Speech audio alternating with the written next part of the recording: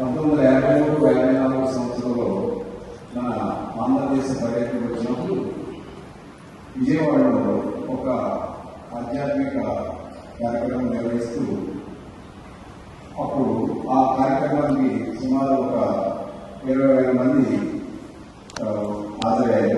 హాజరైనప్పుడు ఆ ముందు వరుసలో ఒక ఈ గణాపాఠీలు పండితులు వేద బ్రాహ్మణులు అందరూ ఆశీగా కూర్చున్నారు. అప్పుడు బాబా గారు మొట్టమొదటిగా ఆయన స్పీచ్ చెప్పిన దాంట్లో మొదటగా చెప్పింది ఏంటంటే, ఈ ఏ విధమైనటువంటి విలువలేని ఈ కర్మకాండలకు ఆచరించాల్సిన అవసరం ఏమీ లేదు, ఈ మత సాంప్రదాయాన్ని పాటించాల్సిన అవసరం అంతకన్నా లేదని, విలువలే వాటిని పాటించాల్సిన అవసరం లేదని చెప్తే దాన్ని ఎదిరించదు. దాన్ని ట్రాన్స్లేట్ చేయడానికి ఇబ్బంది పడి ఏమి ట్రాన్స్లేట్ చేయకుండా చూస్తూ ఉన్నారు. అప్పుడు బాబా గారు ఏంటి నేను చెప్పింది చెప్పట్లేదేంటి అని అన్నారు. అన్నప్పుడు బాబా గారు అప్పుడు ఎదిరించదు.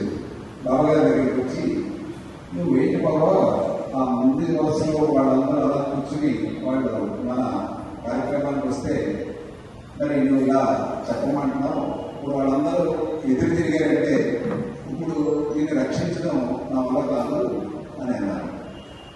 అప్పుడు బాబా కాస్త చిరాకుపడి, అదేం కాదులే, నువ్వు ముందు నేను చెప్పింది చెయ్యి అని చెప్పి ఒక ఆయన కోట్ పట్టుకొని ముందుకు లాగారు.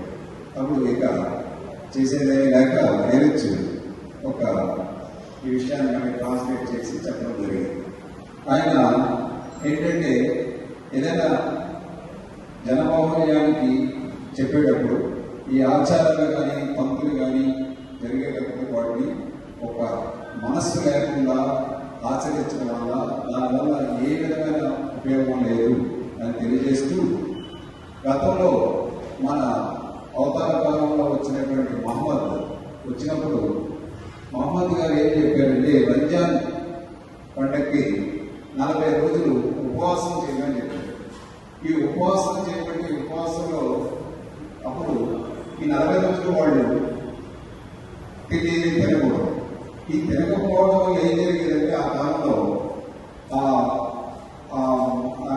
ఏరియాలో ఏదైతే మన అరబ్ కంట్రీస్ ఉన్నాయో అక్కడ ఉన్న ప్రజలు తిండి లేకుండా మరణిస్తూ ఉండేవారు.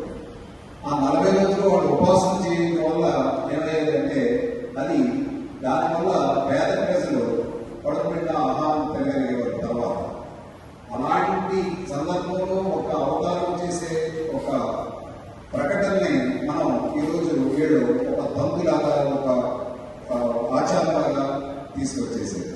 ఇప్పటికీ కూడా హైదరాబాద్లో ఈ రంజాన్ మాసం జరిగిన అప్పుడు వాళ్ళు ఉన్నటువంటి ధర్మజ్ఞులైన ఈ వీళ్ళంతా ముస్లిమ్స్ అందరూ కూడా హైదరాబాద్ వచ్చి ఈ పేదలందరికీ ఈ రంజాన్ రోజుని 1 కిలో మాంసం, బట్టలు, ధనం ఇలాంటి దానం చేస్తూ ఒక సుమారు అదే రోజు 1 కోటి రూపాయల వరకు కూడా ఖర్చు పెట్టిన సందర్భాలు మనం విన్నాం.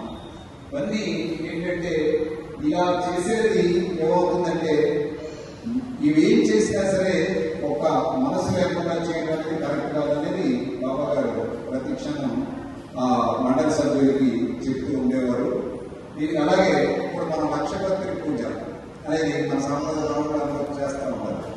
లక్షపత్రి పూజ చేస్తున్నప్పుడు ఆ పూజ చేసే వ్యక్తి కానీ ఆ పూజ చేయించే పురోహితులు కానీ ఏం చేస్తూ ఉంటారో వాళ్ళు మనం అర్థం చేస్తే, మారేడు దళాలు ఉన్నాయా, మారేడు పత్రి వచ్చిందా, జన్మపత్రి వచ్చిందా, వీటి మీద దృష్టి పెడతారు. కానీ ఆ యొక్క భగవంతుడి మీద ఏ విధమైనటువంటి ధ్యాస లేకుండా, ప్రేమ లేకుండా ఒక తంతులాగా నేను నిర్వర్తిస్తూ ఉంటాను. ఇది ఇలాంటి కార్యక్రమాల వల్ల ఏ విధమైనటువంటి ఆధ్యాత్మిక ఇది లేదు అని చెప్పి, పూజ చేసే వ్యక్తి కానీ పూజ చేయించే వ్యక్తి కానీ ఎవరైనా నా మీద దృష్టి పెడతారా అని భగవంతుడు చూస్తూ ఉంటాడు. చివరికి ఇక కాన్సన్ట్రేషన్ అంతా ఈ పూజా విధానం మీద, ఈ పంతుల మీద ఉండి భగవంతుడిని కనీసం స్మరించడం కూడా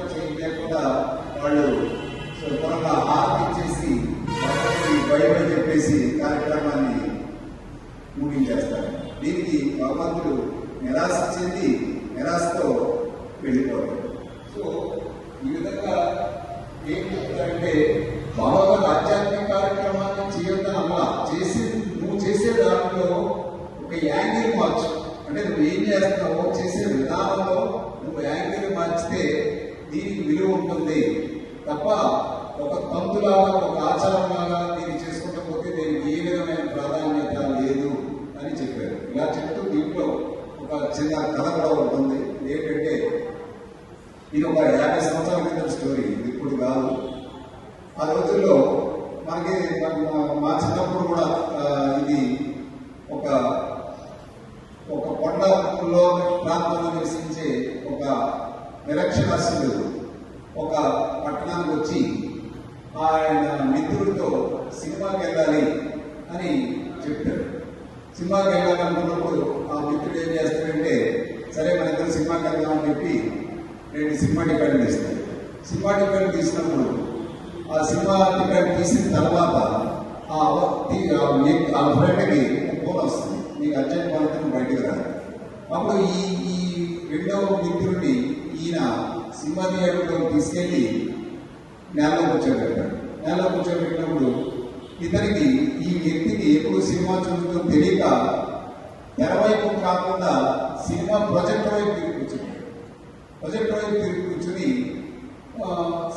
అయిపోద్ది ఇంటర్వల్ అవుతుంది. ఇంటర్వల్ అయిన తర్వాత ఆ మిత్రుడు బయటకు వస్తాడు, టీ తాగుతాడు.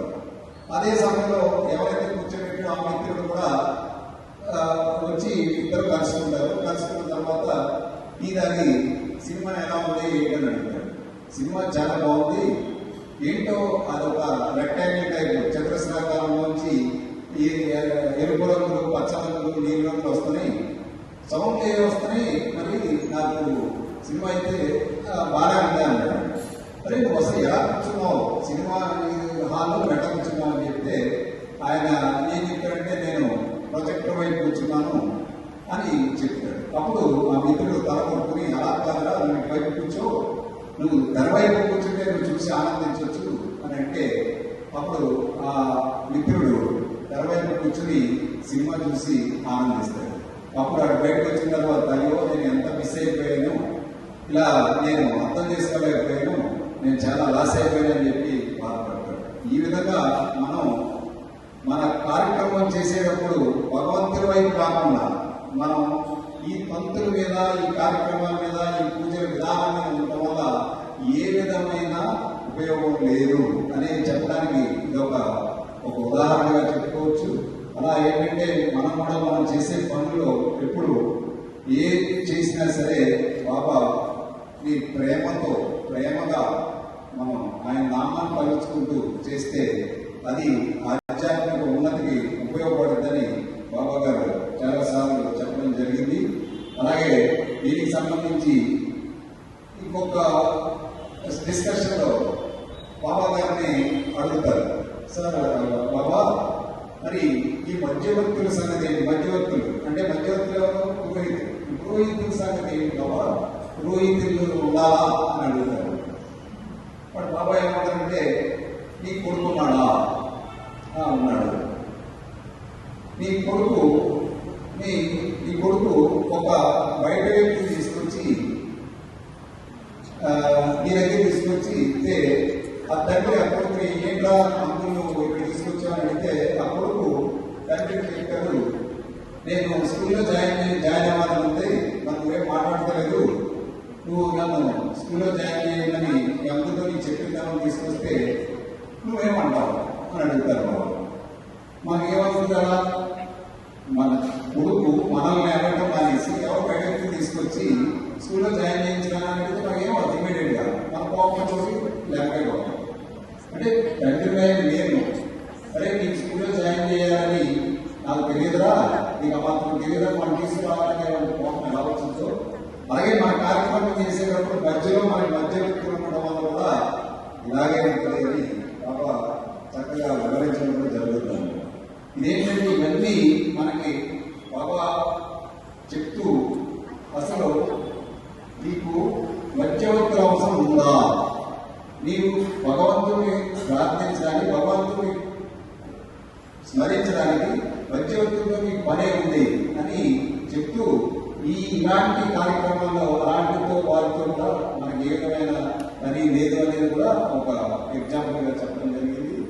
ఒకసారి అసలు కర్మకాండ అంటే ఏంటి అనే దాని మీద డిస్కషన్ వస్తుంది. అసలు కర్మకాండ అంటే ఏంటి? కర్మకాండ అనేది ఏంటంటే ఒక పూజారి ఎదుర్చి అడుగుతారు, నేను పూజారి మరి నేను బతకడం కోసం నేను పూజలు చేస్తూ ఉంటాను, బాబా అంటే నాకు విపరీతమైన అభిమానం ప్రేమ, నేను బాబానే పూజిస్తున్నాను, నాకు బాబా తప్ప ఏది తెలియదు అన్నప్పుడు ఆ ఎదుర్చి ఏం చెప్తారంటే, సరే నువ్వు ఏదన్నా నేను బాబా ఈ పూజారి గారు ఏమంటారంటే నేను అన్ని పూజలు చేయించినా సరే ఒక బాబా ఫోటో మాత్రమే పెట్టి బాబాకి ముందే తలుచుకుంటూ ఆ పూజలు చేస్తూ ఉంటాను అని ఏరుచికి చెప్పారు. చెప్పినప్పుడు ఏరుచి ఏమంటారంటే, నీవు ఏ కార్యక్రమం చేసినా సరే నువ్వు బాబాకి సంబంధించి బాబా మీద హృదయం లగ్నం చేసి నువ్వు బాబాను స్మరిస్తూ కార్యక్రమం చేస్తే అది బాబాకే చెప్పింది. కానీ నువ్వు ఏదో టైం అయిపోయిందని, అదే 7 గంటలు అయిపోయిందని చెప్పి ఆఫీస్లోనూ మీటింగ్లోనూ అక్కడ మనసు పెట్టకుండా యథాపరంగా ఏదో చెయ్యాలనే ఉద్దేశంతో నువ్వు కానీ ఇలాంటి ప్రార్థన చేస్తే కనుక అది కర్మకాండే అవుతుంది. అంటే హృదయం లగ్నం చేయకుండా బాబా మీద ప్రేమ లేకుండా మనం యథాపరంగా ఒక మిషన్ లాగా మనం కానీ ప్రేయర్స్ కానీ చేస్తే అది కర్మకాండ కిందే వచ్చింది అని బాబా చెప్పడం జరిగింది. సో మా టైం అయిపోయింది అంటారు, అందుకని ఇందరితో ముగిస్తున్నాం. ఒక మెహర్ బాబా